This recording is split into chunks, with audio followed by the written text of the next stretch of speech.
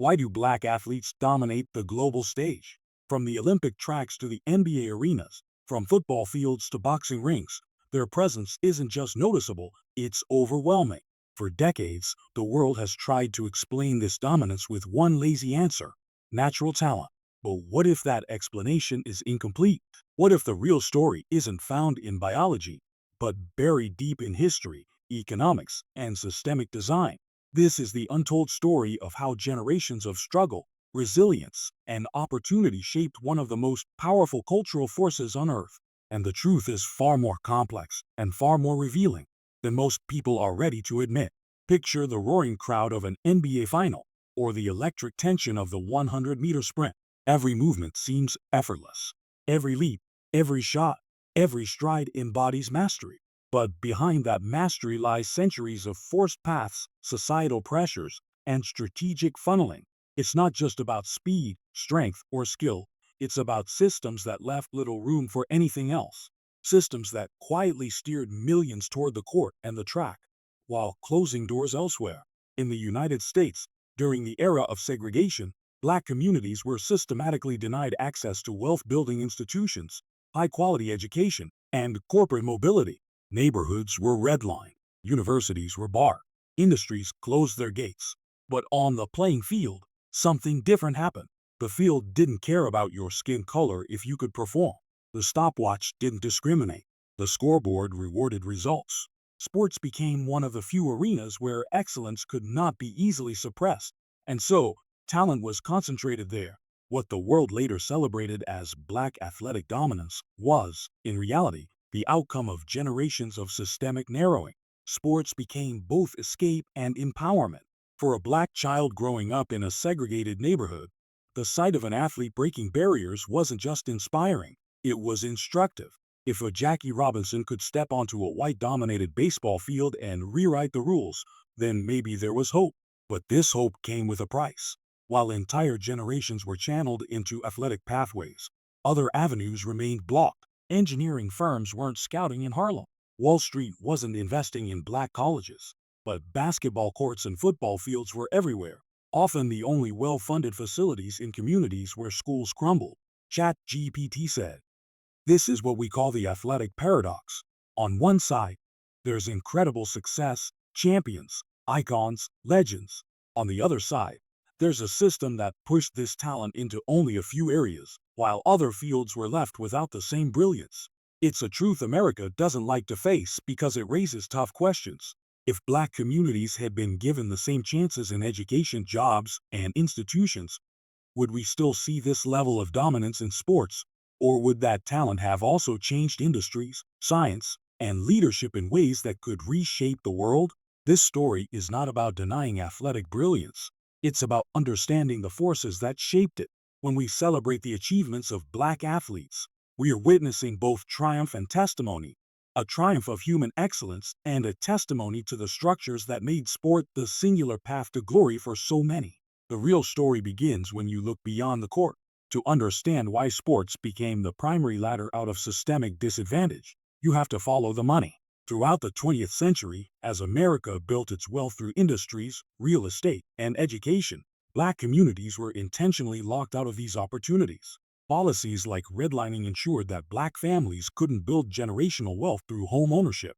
Corporate hiring practices and union restrictions kept black workers at the margins of the labor market. Universities used quotas and outright exclusion to deny access to professional careers. In this environment, sports emerged not as a luxury, but as one of the few legitimate economic pathways that remained open. In the 1940s and 1950s, professional sports began to integrate, but opportunities were still limited.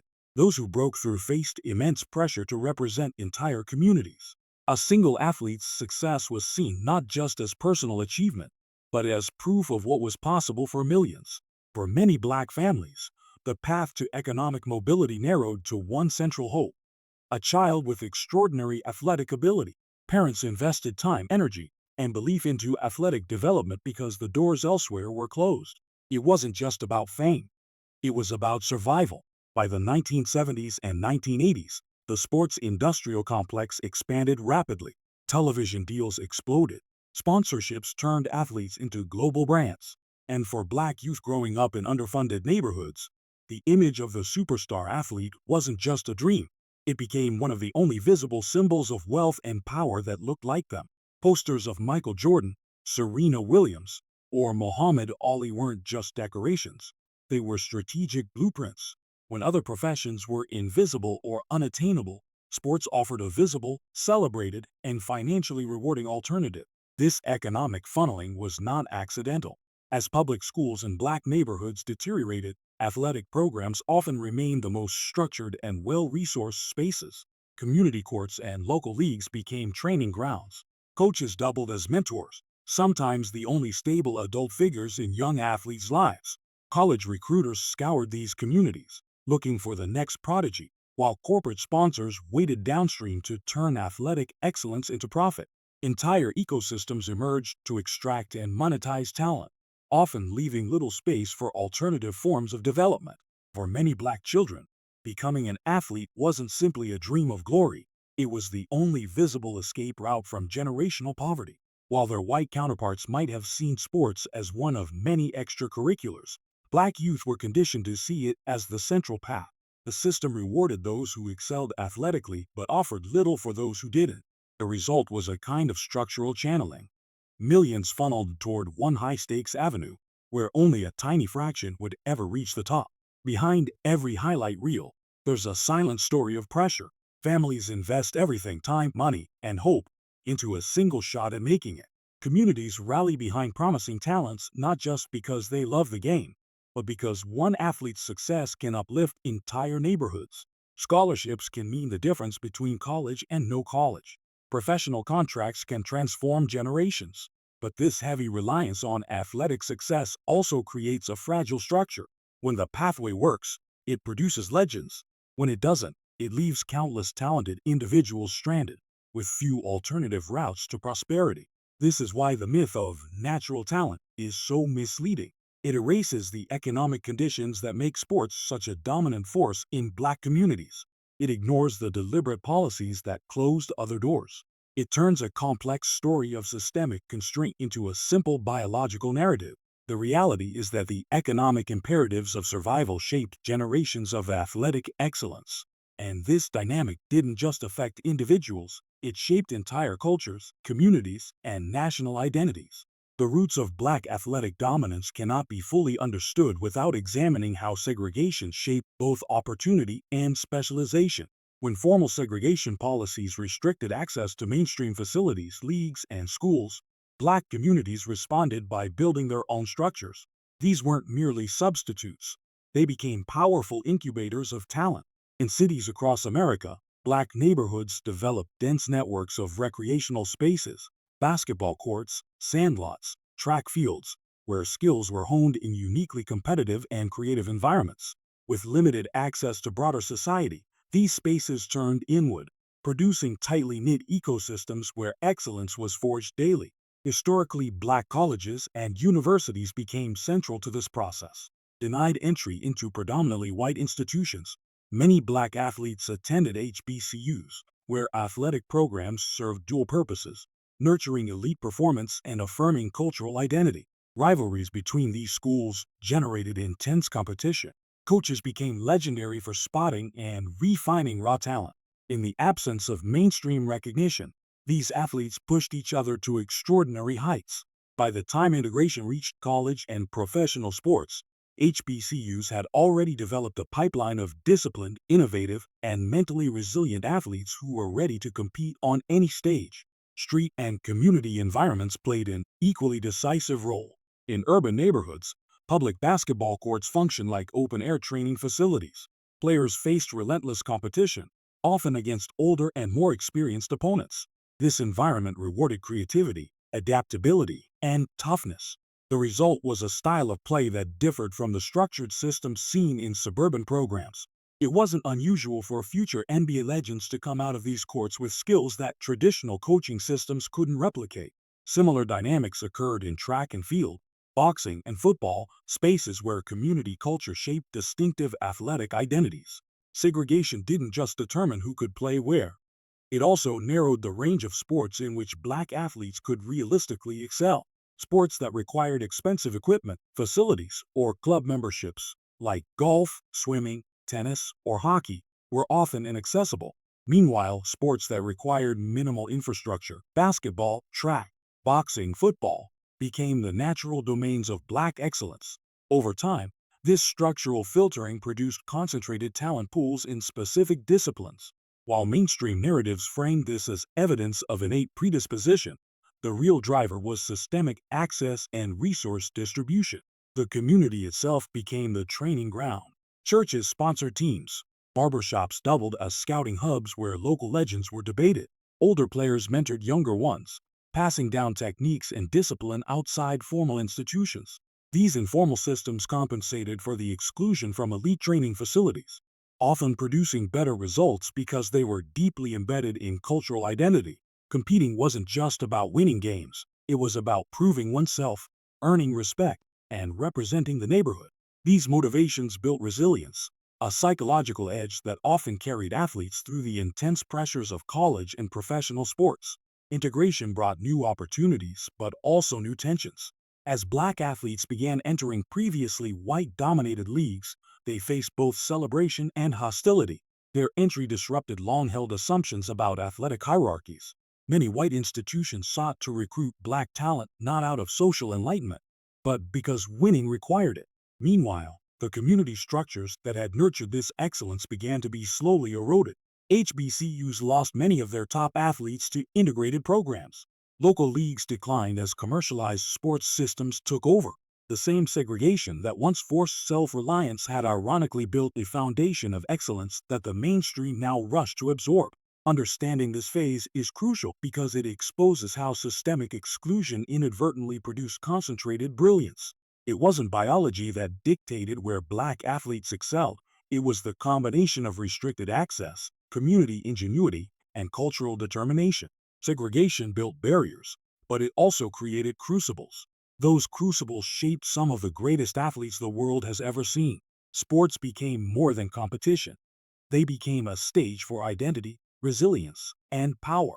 For black communities, every game, every race, every fight held a weight that went far beyond the scoreboard. In a society that often tried to silence or marginalize them, athletic arenas offered visibility. When black athletes stepped onto the field, the court, or the track, they carried with them the histories of neighborhoods, families, and communities that had fought to be seen. Their excellence challenged stereotypes not through arguments, but through undeniable performance. Figures like Jesse Owens, Jackie Robinson, Muhammad Ali, Wilma Rudolph, and later Michael Jordan and Serena Williams were not just athletes, they were symbols. Owens shattered Nazi racial ideologies at the Berlin Olympics.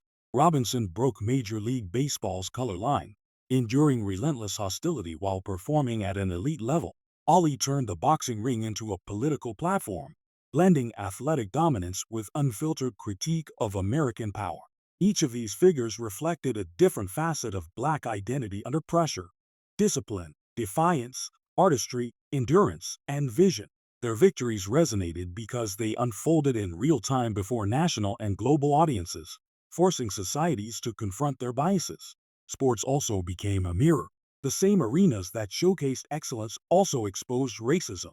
Black athletes were often celebrated for their physical abilities but denied full humanity off the field.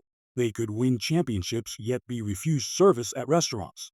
They could bring billions in revenue to leagues while being criticized for speaking on political or social issues. This duality forged a particular kind of resilience, a determination to be more than entertainment, to use their platform to redefine representation. In communities across America, young black athletes watched these figures closely. They saw Ali's unapologetic pride, Jordan's precision, Serena's relentless dominance. These weren't distant celebrities. They were cultural landmarks. Their presence offered models of possibility in a world that restricted black ambition in many other arenas. When schools, businesses, or governments closed doors, sports fields remained open spaces where excellence could not be easily denied. Representation mattered deeply. Seeing someone who looked like you dominate on a global stage planted seeds of identity and pride that no segregation policy could uproot. The cultural impact extended beyond individuals. Teams like the Harlem Globetrotters turned basketball into both sport and performance art. challenging audiences to rethink black creativity. The rise of hip-hop intertwined with basketball culture, creating a shared language that traveled through music, fashion, and sport. This fusion of culture and athletics created powerful narratives that transcended traditional boundaries. Black excellence wasn't confined to physical feats, it shaped aesthetics, language, and entire industries. Sports also became arenas for protest. From Tommy Smith and John Carlos raising their fists at the 1968 Olympics to Colin Kaepernick kneeling during the national anthem, black athletes have repeatedly used their visibility to force uncomfortable national conversations. These acts weren't tangential. They were direct assertions that athletic success cannot be divorced from the social realities that shape black lives. The backlash these athletes faced revealed how their power extended beyond the game. When they spoke, entire institutions reacted. This cultural crucible, where identity, pride, resistance, and excellence converge, explains why black athletic dominance carries a significance that goes far beyond performance metrics. It's not simply about winning medals or breaking records. It's about rewriting narratives in spaces that historically excluded them. Every dunk, sprint, or knockout becomes layered with meaning. These performances challenge not just competitors, but systems of perception. For generations, sports have been both a shield and a sword. They have protected communities from invisibility while also striking at the myths that sustain systemic racism. Through athletic excellence, Black America found a way to speak in a language that power structures couldn't easily ignore. Yet, behind the roar of the crowds and the flash of championship trophies, a harder truth exists, one that rarely makes the highlight reels. Black athletic dominance, for all its cultural power, has not translated into equal systemic power. The very structures that profit from black excellence are often the same ones that limit black agency once the game ends. Stadiums and arenas fill with cheers when the ball is in play. But when the lights go out, too many black athletes find themselves navigating a system that was never built to protect their long-term interests. Throughout history, sports institutions have extracted immense economic value from black talent while offering limited ownership or decision-making roles in return. Consider the modern landscape. The majority of athletes in sports like basketball and football are black, yet ownership boxes remain overwhelmingly white. Television contracts, sponsorship deals, and merchandising generate billions of dollars annually. But those profits flow upward to networks, brands, team owners, not to the communities that produce the talent. For many athletes, their careers are short bursts of wealth and fame inside structures that they do not control. This imbalance is not accidental. It mirrors broader systemic patterns in American society, where black labor has historically been central to economic growth but excluded from its rewards. The plantation economy relied on black physicality while denying autonomy. The sports economy, in many ways, echoes this dynamic, celebrating the body while sidelining the voice. When athletes speak out, they are often told to stick to sports, revealing the discomfort of a system that thrives on their performance but resists their power. The challenges extend beyond the economics. Many black athletes enter professional sports as first-generation wealth earners, often with little structural support to navigate contracts, investments, or life after retirement. They face predatory agents, exploitative financial schemes, and media narratives that frame any misstep as personal failure rather than structural vulnerability. The transition out of sports can be brutal. Within a few years of retirement, a significant number of professional athletes face financial instability, not because of recklessness, but because the system was designed to maximize their output, not their longevity. Culturally, this creates a paradox. On one hand, young black athletes grow up idolizing superstars who seem to embody limitless potential. On the other hand, the actual pipeline they enter is narrow and unforgiving. For every athlete who makes it to the top, thousands are left behind, often without the educational or economic infrastructure to build alternative careers. The emphasis on sports as the primary pathway to success, while understandable given systemic barriers elsewhere, can inadvertently narrow possibilities for entire communities. Meanwhile, those who do rise to the top face immense pressure to represent not just themselves, but entire communities. A single misstep can be amplified as evidence against millions.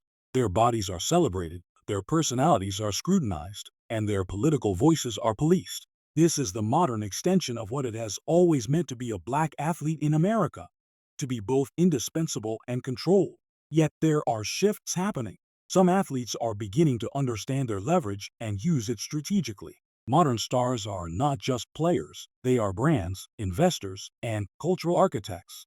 LeBron James opening a school in Akron, Naomi Osaka taking political stands, Colin Kaepernick shifting from quarterback to activist symbol, Serena Williams investing in startups. These are signals of a new consciousness. But even these examples exist within systems that remain largely unchanged. The fact that these moves are remarkable is itself evidence of how rare power accumulation has been historically. The future of Black athletic power depends on breaking this cycle. It's not enough to dominate on the field.